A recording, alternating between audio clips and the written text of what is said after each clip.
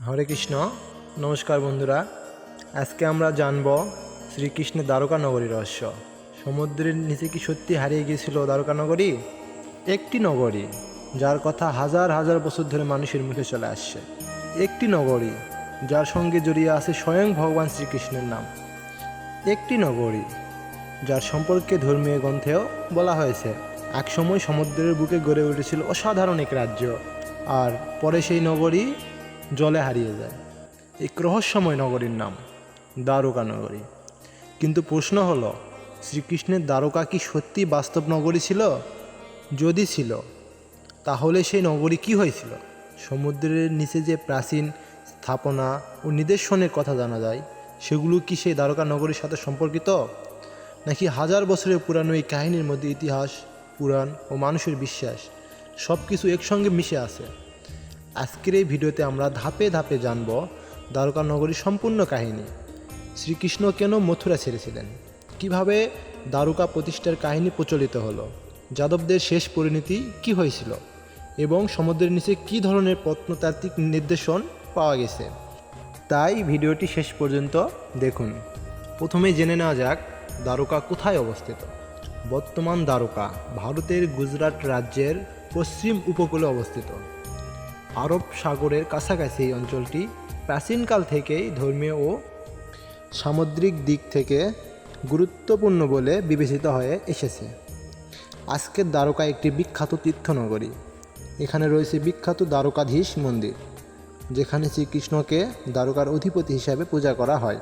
হিন্দু ধর্মীয় ঐতিহ্য দ্বারকার গুরুত্বপূর্ণ এতটাই বেশি যে এটি ভারতের গুরুত্বপূর্ণ তীর্থস্থানগুলোর একটি এবং 4 ধামের সঙ্গে যুক্ত। প্রতিদিন দেশ বিদেশের বহু মানুষ এখানে শ্রীকৃষ্ণের দর্শনের জন্য আসেন। কিন্তু আজকের এই শহরের সঙ্গে জড়িয়ে আছে আরও একটি প্রাচীন কাহিনী, সমুদ্রের নিচে হারিয়ে যাওয়া এক নগরীর কাহিনী। দ্বারকার কাহিনী বুঝতে হলে প্রথমে আমাদের ফিরে যেতে হবে মথুরায়। হিন্দু ধর্মীয় ঐতিহ্য অনুযায়ী শ্রীকৃষ্ণের জন্ম মথুরায়। কৃষ্ণের জীবনের একটি গুরুত্বপূর্ণ অধ্যায় ছিল মথুরাকে রক্ষা করা। কাহিনী অনুযায়ী মগধের রাজা জরাসন্ধ বারবার মথুরা আক্রমণ করছিলেন। যাদবদের উপর একের পর এক আক্রমণ থাকায় মথুরার মানুষের নিরাপত্তা বড় প্রশ্ন হয়ে দাঁড়ায়। শ্রীকৃষ্ণ তখন বুঝতে পারেন শুধুমাত্র যুদ্ধ করে এই সমস্যার সমাধান করা যাবে না। তাই যাদবদের নিরাপদ স্থানে তিনি নিয়ে যাওয়ার সিদ্ধান্ত নেন। ধর্মীয় বর্ণনা অনুযায়ী সেই নিরাপদ স্থান ছিল সমুদ্রের কাছাকাছি একটি নতুন নগরী, আর সেই নগরীর নাম দ্বারকা। এই ঘটনাকে কেন্দ্র করেই শ্রীকৃষ্ণের দ্বারকা প্রতিষ্ঠার কাহিনী গড়ে উঠেছে। পুরাণের বর্ণনায় দ্বারকার সঙ্গে সমুদ্রের সম্পর্ক অত্যন্ত গুরুত্বপূর্ণ। ধর্মীয় ঐতিহ্য অনুযায়ী শ্রীকৃষ্ণ সমুদ্রের কাছ থেকে ভূমি লাভ করে এবং সেখানে নগরী প্রতিষ্ঠা করছিলেন। অনেক কাহিনীতে বলা হয় দেবশিল্প বিশ্বকর্মা দ্বারকা নির্মাণে গুরুত্বপূর্ণ ভূমিকা পালন করছিলেন। দ্বারকাকে এমন একটি নগরী হিসাবে বর্ণনা করা হয় যেখানে ছিল প্রশস্ত রাস্তা, সুন্দর প্রাসাদ, উদ্যান এবং অসংখ্য মানুষের বসবাস। কাহিনীতে শ্রীকৃষ্ণের রাজপ্রাসাদ ও তার পরিবারের বসবাসের জন্য বহু প্রাসাদের কথাও পাওয়া যায়। অর্থাৎ ধর্মীয় বর্ণনায় দ্বারকা ছিল শুধু একটি সাধারণ শহর নয়, এটি ছিল একটি পরিকল্পিত, সমৃদ্ধ এবং শক্তিশালী নগরী। তবে এখানে একটি বিষয় মনে রাখা জরুরি, এই বর্ণনাগুলোতে মূলত ধর্মীয় গ্রন্থ ও ঐতিহ্য অনুযায়ী এসেছে। এগুলোর প্রতিটি বিবরণকে আধুনিক প্রত্নতান্ত্রিক প্রমাণ হিসাবে গ্রহণ করা যায় না। প্রাচীন গ্রন্থের বর্ণনায় দ্বারকার সৌন্দর্যের কথা বিশেষভাবে উঠে আসে। বলা হয় নগরের বিভিন্ন স্থানে ছিল বড় বড় ভবন, প্রাসাদ, সভাস্থল এবং উদ্যান। শ্রীকৃষ্ণের সঙ্গে যুক্ত বহু কাহিনীর ঘটনাস্থল হিসেবেও দ্বারকার উল্লেখ রয়েছে। এখানে তিনি যাদবদের সঙ্গে বসবাস করতেন এবং রাজকার্য পরিচালনা করতেন বলে ধর্মীয় ঐতিহ্যে বলা হয়। সমুদ্রের কাছাকাছি অবস্থানের কারণে দ্বারকার সঙ্গে নৌযাত্রা ও বাণিজ্যের সম্পর্ক থাকার সম্ভাবনা ঐতিহাসিকভাবে গুরুত্বপূর্ণ। প্রাচীন ভারতের উপকূলীয় অঞ্চলে সমুদ্রভিত্তিক বাণিজ্যের বহু প্রমাণ পাওয়া গেছে। তাই দ্বারকার কাহিনীতে সমুদ্রের উপস্থিতি শুধু একটি ধর্মীয় নয়, ভৌগোলিকভাবে অত্যন্ত গুরুত্বপূর্ণ। এরপর আসে দ্বারকার ইতিহাসের সবচেয়ে বেদনাদায়ক অধ্যায়। মহাভারতের যুদ্ধ শেষ হয়, কিন্তু যুদ্ধের পরও যাদবদের জীবনে শান্তি স্থায়ী হয়নি, এমনটাই ধর্মীয় কাহিনীতে বর্ণিত হয়েছে। পরবর্তীতে যাদবদের মধ্যে বিরোধ ও সংঘাতের ঘটনা ঘটে। শেষ পর্যন্ত যাদব বংশের পতনের কাহিনী বিভিন্ন ধর্মীয় গ্রন্থে বর্ণিত হয়েছে। এই সময়ের সঙ্গেই শ্রীকৃষ্ণের পৃথিবীর লীলা সমাপ্তির ঘটনাও ঘটে। শ্রীকৃষ্ণের প্রস্থানকে হিন্দু ধর্মীয় ঐতিহ্য অত্যন্ত গুরুত্বপূর্ণ ঘটনা হিসেবে দেখা হয়। আর এরপরই আসে দ্বারকার শেষ অধ্যায়। ধর্মীয় কাহিনী অনুযায়ী শ্রীকৃষ্ণ পৃথিবী থেকে প্রস্থান করার পর দ্বারকার উপর বিপর্যয় নেমে আসে। সমুদ্রের জল ধীরে ধীরে নগরীকে গ্রাস করে ফেলে। এক সময়ের সেই সমৃদ্ধ নগরী হারিয়ে যায় সমুদ্রের গভীরে।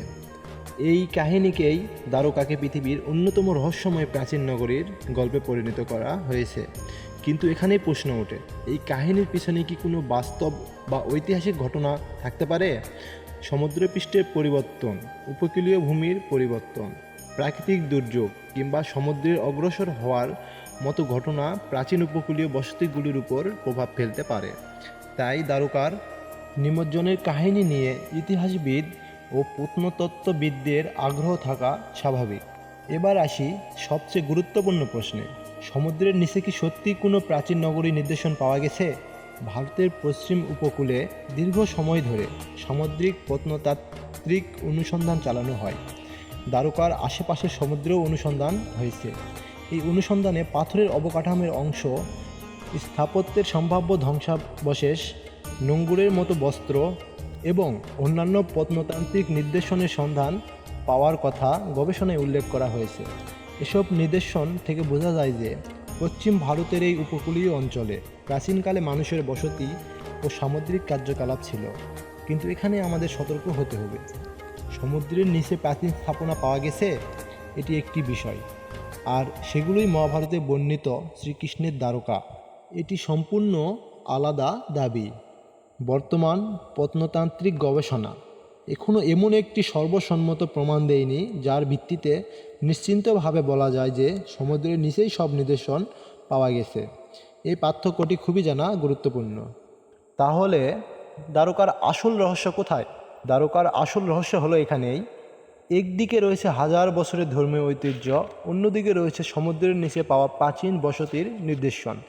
দুইয়ের মধ্যে কোনো সম্পর্ক আছে কি না, এটার গবেষণায় অন্যতম আকর্ষণীয় প্রশ্ন। সমুদ্রের নিচে পাওয়া কাঠামোর বয়স কত? সেগুলো কোন সমুদ্রের? কোন ধরনের মানুষ সেখানে বসবাস করত?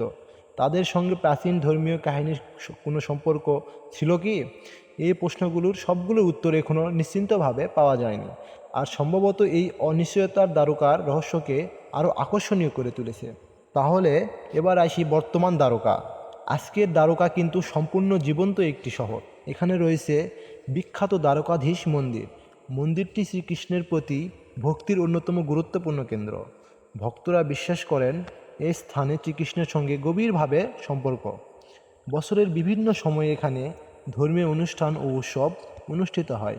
দ্বারকা দর্শনে আসা মানুষ শুধু মন্দির দর্শন করেন না, তারা এই প্রাচীন নগরীর সঙ্গে জড়িয়ে থাকা ইতিহাস, পুরাণ ও সমুদ্রের রহস্যও অনুভব করার চেষ্টা করেন। দ্বারকার কাহিনীকে শুধু প্রমাণের প্রশ্নে দেখলে এর একটি গুরুত্বপূর্ণ দিক বাদ পড়ে যায়। কারণ কোটি মানুষের কাছে দ্বারকা শুধু একটি প্রত্নতান্ত্রিক স্থান নয়, এটি বিশ্বাসের স্থান, শ্রীকৃষ্ণের সঙ্গে সম্পর্কিত একটি পবিত্র তীর্থ। ধর্মীয় বিশ্বাস অনুযায়ী দ্বারকা শ্রীকৃষ্ণের জীবনে গুরুত্বপূর্ণ একটি অধ্যায়ের সাক্ষী।